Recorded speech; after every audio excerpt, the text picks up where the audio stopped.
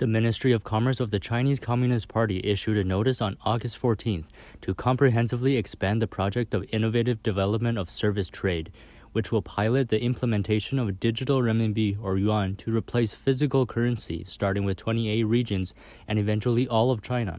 In addition to first-tier cities such as Beijing, Shanghai, Guangzhou, and Shenzhen, it also covers the Yangtze River Delta, the Guangdong, Hong Kong, Macau Greater Bay Area, as well as Urumqi, Xi'an, and other central and western Chinese cities. The Chinese government's pilot for a digital renminbi is to virtualize renminbi, that is to convert physical renminbi banknotes into digital banknotes and stored in a wallet app on the phone. A person will no longer need physical banknotes to perform transactions, but instead will use mobile phones as digital wallets to make purchases. Digital RMB is different from cryptocurrencies such as Bitcoin, which uses blockchain encryption technology to ensure security and rarity of the currency, to give the cryptocurrency a higher value. The digital RMB is issued by the Central Bank of the Chinese Communist Party. The central bank will have complete control, including print and distribution of the currency. The central bank will have the authority to limit or freeze a person's ability to perform transactions or entirely confiscate a person's deposit. Although it is claimed to be a form of virtual currency and has a certain degree of secrecy and privacy, the central bank and the Chinese government can easily track and see the usage records and wealth status of all users. Digital RMB is not quite the same as mobile payments. Mobile payments require the phone to be connected to the internet and to be linked to a bank account in order to conduct transactions.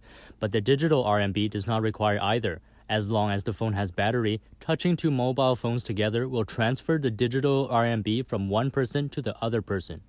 There are a number of reasons the CCP is launching this physical currency replacement plan. The most prominent reason is to establish a currency transaction system that can perform international transactions without the use of US dollar. This will evade repercussions from possible US sanctions or possible decoupling of the two countries.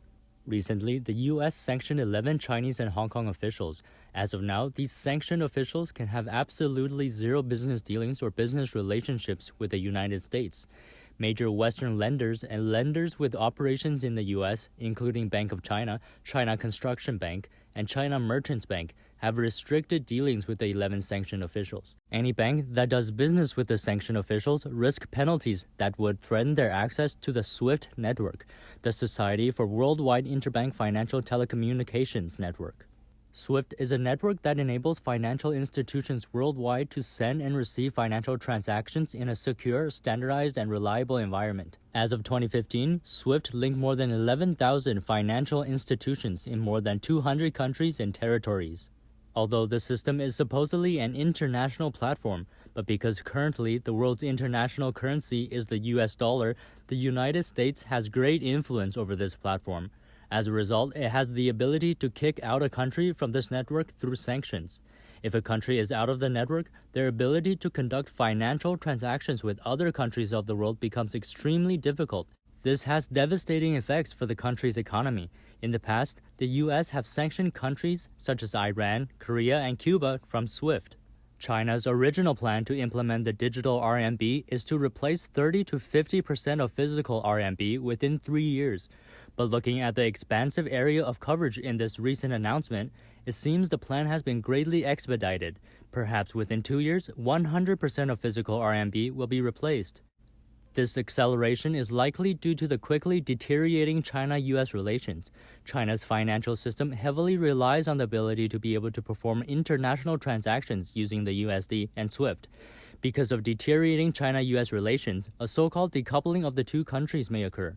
If this happens, the U.S. will undoubtedly bar China from SWIFT and from using USD as a currency for international trade. This will be devastating for the Chinese regime. Many Chinese government officials and intellectuals are speculating, even anticipating a decoupling.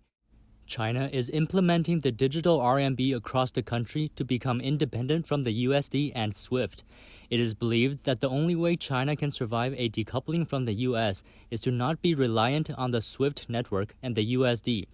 It is believed that the digital RMB currency transaction system will be able to get around the SWIFT network and will be able to perform international transactions without using the USD. As stated earlier, all that is required for a transaction to occur between two parties is for their mobile phones, with required software installed, to touch, and their transaction is performed. In theory, the two parties doing transactions can be anywhere in the world. It is true that this system is able to perform international transactions while avoiding use of the US dollar-based SWIFT network. However, there is a fundamental shortcoming inherent to the system, which is that the system only performs transactions in Chinese RMB currency, but the Chinese RMB is not an international currency, so it cannot be used before it is exchanged. It's mandatory for the Chinese RMB to be first converted into international currency, which is the US dollar, before it can be converted into other currencies. If the US bars China from doing transactions using the USD, receiving a payment in Chinese RMB would essentially be worthless, as the payment will be stuck in RMB and cannot be converted into a spendable currency. This will be especially true in the United States. Another shortcoming is that phones need to have Chinese software installed in order for the digital transaction method to work. However, Secretary of State Mike Pompeo has declared a clean network campaign that will ban Chinese software from the US, so a phone in the US will not be able to install the required software that allows this digital RMB transaction to occur. It is unclear how the CCP will solve these fundamental shortcomings, but it can be assumed that the CCP will persist in this direction. Another reason for the Chinese government to replace physical RMB with digital RMB is to control the amount of money in circulation in the economy. In the past, in poor economic situations, the CCP would resort to printing more banknotes and injecting it into the economy to encourage spending, borrowing, and investment by enterprises to try to recover the economy. Injecting a superfluous amount of money into the economy, however, causes inflation as currency becomes devalued and citizens essentially become poorer. Also, the process of printing banknotes costs money and is somewhat expensive. In 2018, China's economic size in GDP was 13.8 trillion USD, but its currency issue volume was about 28 trillion USD, far exceeding what is needed. Once currency becomes digital, the central bank will be able to inject money into the economy anytime it wants to, while being able to hide statistical data from the world.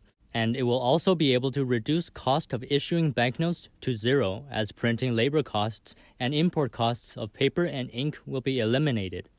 Another motive for the digital RMB implementation is to comprehensively track and monitor people's lives. The digital RMB is issued by the central bank of the Chinese government, so the CCP will be able to easily track everyone's currency movements and transaction behavior, not only keeping track of people's whereabouts, but also analyzing their lifestyle patterns, spending power, and personal preferences.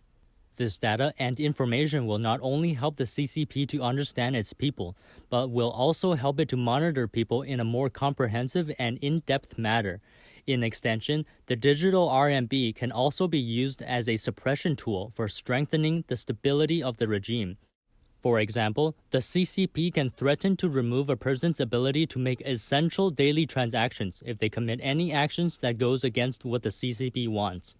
Chinese people of the future may or may not be able to reject the digital RMB.